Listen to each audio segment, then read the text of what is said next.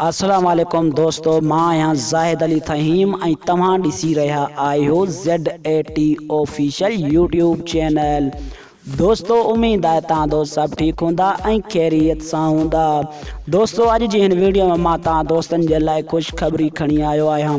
उहा कहिड़ी ख़ुशख़बरी आहे इहो मां तव्हांखे ॿुधाइण वारो आहियां। वीडियो शुरू करण खां पहिरियां तव्हां दोस्तनि खे हिकु नंढड़ी गुज़ारिश आहे, जे अगरि तव्हां अञा ताईं मुंहिंजी वीडियो खे लाइक नाहे कयो तो मुझी वीडियो के लाइक कयो ऐं चैनल के सब्सक्राइब कयो।